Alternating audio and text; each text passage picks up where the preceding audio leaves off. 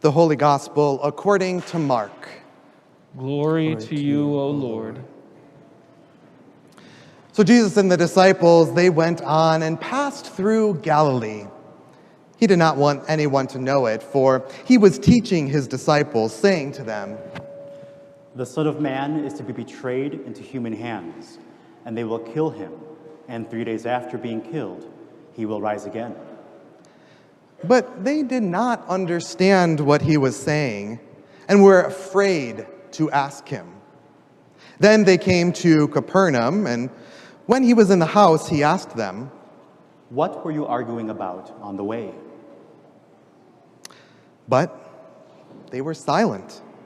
For on the way they had argued with one another who was the greatest. So he sat down, he called the 12, and he said to them, "Whoever wants to be first must be last of all and servant of all." Then he took a little child and put it among them. And taking his arms, he said to them, "Whoever welcomes one such child in my name welcomes me, and whoever welcomes me welcomes not me, but the one who sent me." The Gospel of the Lord. Praise to you, O Christ. Please be seated.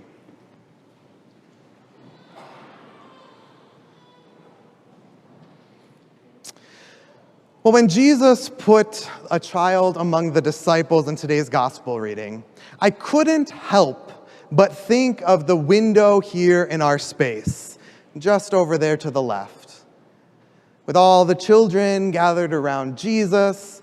And actually, that's not today's gospel reading. It's a different reading from Mark. But nevertheless, both the story of today and that window both emphasize a theme that we see throughout Mark's gospel. Now, here's what you need to know about children during Jesus' time and frankly in ancient Roman society. You see, children were always subservient. That is, they were the lowest human on the totem pole in that time. They had very little status, and frankly, their only redeeming quality, as one scholar puts it, was their potential to become an adult. So, that is, the future adult would have maybe a promising status because of their birthright or their intelligence or their appearance or their gender. Then they had a little bit of worth, not much. Now you have to remember that just about half of children wouldn't even make it to adulthood. So it's kind of a gamble if you're really going to give them any kind of status or recognition anyway. And so this is the context that we have today's reading. And frankly, it's a little bit hard to stomach all of this, especially given just seeing Elliot, who would kind of be bottom of the totem pole, worthless in Jesus' time period, to then have this be today's reading. Nevertheless, it's important that we know this background for the story. It's important that we remember that children's thoughts, ideas, perspectives, anxieties, and joys were not taken seriously at all in Jesus' society. Now, before we get a little too cocky and think, well, actually we give a lot more rights to children than they had in Jesus' time, I would kind of argue that maybe that's not the case. And so here's my example. You see, earlier this week, a new research study circulated through some news sources that we saw. And it came from a study of about 10,000 young people, ages 16 to 25. So even older than, say, Elliot or others we have here. And it also came from 10 countries, so it's not just a US kind of thing. Now, here's the thing. 45% of the respondents, remember children, young adults, said anxiety and distress over the climate crisis was affecting their daily life and their ability to function. 45%. Then we go on and we look further into the research study. 77% said that they believe that the future is frightening in regards to climate change. And get this, young people from countries in the global south expressed more worry about the climate crisis than those in the global north, with, here's just one example, 92% of those surveyed from the Philippines described the future as, quote, frightening. I mean, just let that sink in for a moment. 45% anxiety every single day. 77% think the future looks really bad. And 92% of the Philippines thinks it is frightening.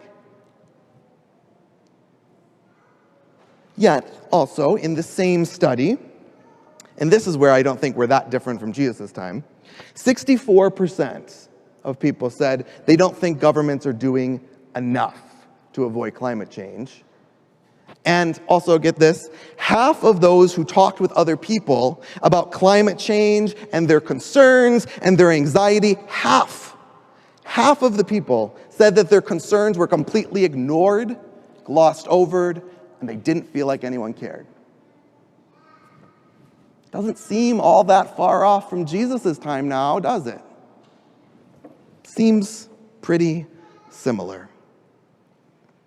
So now, we have to remember, Jesus in today's reading, within that culture that kind of flippantly engages with children, maybe even our own, Jesus then took and drew the attention of the disciples to the child. After he took that child into his arms, he said, "Whoever welcomes one such child in my name welcomes me." Now, that is an absolute ginormous reversal for an adult to say that welcoming a child is actually welcoming adult, right? There was no kind of rights that this child had.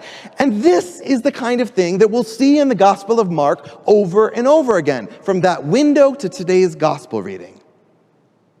And actually, the last few weeks, as we've been working our way through the Gospel of Mark, what we've seen over and over again is that Mark is trying to direct our attention to what it means to be a disciple of Jesus. And today's story of gathering that child and using that as an example for what it looks like, well, you see, this is Jesus teaching. And us as readers, those as the disciples gathered around, we are the ones trying to learn and figure out what in the world is Jesus trying to get at. Now, last week, you'll remember, Vicar talked quite a bit about how Jesus responded to Peter and reminded him that sacrificing of the self and the ego and our own selfishness, well, that's what it actually means to take up the cross and follow Jesus. And then today, yet again, Jesus mentions his betrayal and his death and his resurrection.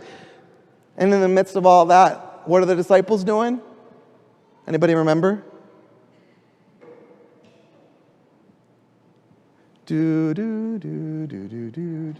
What is arguing? Correct, for our $1,000. Thank you. They were arguing. They were arguing about who was the greatest, right? So now Jesus, however, made really, really clear that whomever thinks that they are the top dog is not the alpha in God's world. You see, in this reading, Jesus speaks a truth to you and to me, to all of us in humanity. It's the truth that God's values and the world's values, well, they're not always aligned. For Jesus said that the one who is subservient, the child, has value. Jesus's and God's understanding of value is not the same as the world's value. Now, as I was thinking about this, and maybe it's a little bit weird, but I started thinking a little bit more about this one show that I've seen, The Undercover Boss. Have you ever seen that before? Anyone? Few of you? Okay. I haven't seen this in like years, so I'm not sure how this popped into my head. But nevertheless, if you haven't seen the show, basically what happens is the boss, maybe the CEO or some C-level, C-suite person, somebody at the top of the totem pole, right? They have got all the power, they can make decisions, they're the boss. Well, what happens is they kind of go undercover and they start going and working with those who are on the front lines, right? So if it's maybe in a retail setting, maybe they're a checkout clerk. And so oftentimes kind of what happens in the show is that the boss slowly develops a relationship, maybe with another clerk or somebody else who's working there. You know, it's always almost always, every time I've seen it, it's always been somebody who's kind of hierarchically a little bit lower down the totem pole. Someone who doesn't have the power and the access and the agency that C-suite level individual has. And at the end of pretty much every episode I've seen, which has probably only been 5, but nevertheless, at the end of those 5 episodes, what I would often see is that the boss finally realizes the hard and important work that those other workers do. Instead of looking down on them as being subservient and useless and disposable, the boss finally realizes that they have human worth. Okay, so I'm not going to try to compare Jesus to the undercover boss, but I'm wondering if maybe this show is just one way that can help you and me begin to imagine what Jesus is teaching us today. That is, to first take a step back and acknowledge that how we, you and I, how we regard ourselves has an impact on how we regard others. Now I'm going to say that again. Dr. Caroline Lewis, who's much more intelligent than I, came up with that, not myself. So listen to this very carefully. It's important for us to take a step back and acknowledge that how we regard ourselves has an impact on how we regard others. Does that make sense? Okay, so if we see ourselves as having all the knowledge, right, being the top dog in there, and everyone else as being lower than ourselves, then we're naturally going to treat those who we see as subservient different than if we saw everybody like we saw ourselves. Does that make sense now a little bit better? Even though you have a mask on, we can do a little exercise. No, yes. Does that kind of make a little sense? Yeah, okay, good. And somebody shouted yes. They're like, just keep moving. Yes, I'm almost to my last page. So, okay, so if we see ourselves then in kind of a different light, then maybe we can start seeing how the fact that we view ourselves in a certain light impacts others. Then if we were to begin arguing like the disciples who is the greatest, then we're going to start to realize that when we see ourselves as greater and greater than the other people, then we're probably missing God's vision for the world. We're missing the ways that we can learn about God's grace from other people and other creatures on this earth. We are missing the opportunity to see God's love in those unexpected places. So, as we're kind of beginning to think about, okay, maybe, and what I'm not saying is that you should pretend that you have no self-worth or no self-esteem, right? It's not necessarily to bring you down, but it's rather to bring others up, right? And there's a difference in that, right? So self-worth, positive self-esteem, these are all good things, but to recognize that other people can be elevated to that same place. And as we begin reimagining how we are situated in the world, right, realizing that other people are being brought up to the same level that we are, then we begin to show more respect to all those other people. And what if we put creation in there as well? What if instead of seeing animals and plants and pollinators as being below us, but we brought them up to our level? What would it look like for us to begin to take creation and care for God's creation really seriously? I mean, what would it look like if we started to acknowledge that there are well-balanced ecosystems that we need to help preserve? You know, or here's another example. What if on your way out you grabbed one of those bags of love that we made last week? Remember, we put all those different things in there, the notes, the shelter stuff. What if you grabbed 1 or 2 of those, and instead of walking by someone who you see on the street who might be homeless, or maybe not, you're just maybe assuming they're homeless, but instead of just walking by them, you stop, you walk towards them, you find out their name, you find out a little bit about them, and then maybe you give them the bag if they need it, right?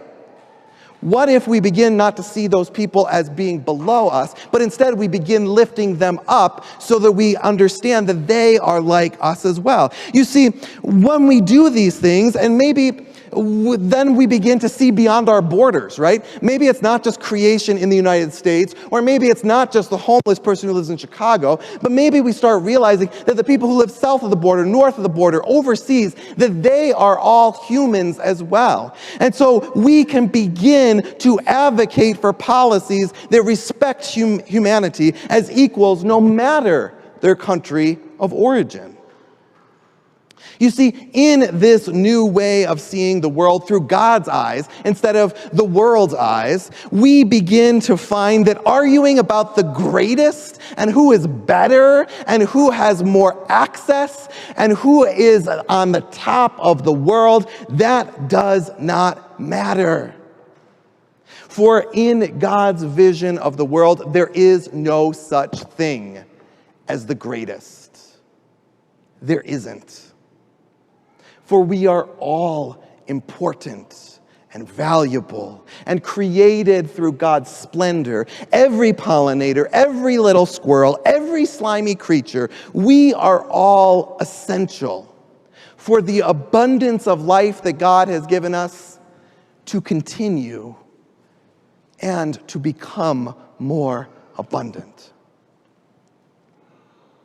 All right. So the person in the back who was like, yes, hurry up, finish. Here we are, last paragraph. Here we are, as we acknowledge today's reading, we can reflect yet again on this massive tent that we have here. The tent that is the symbol of the season of creation for this year.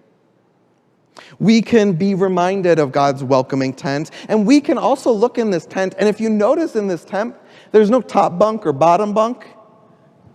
If we were all to lay down there and sleep, we'd all be on one level.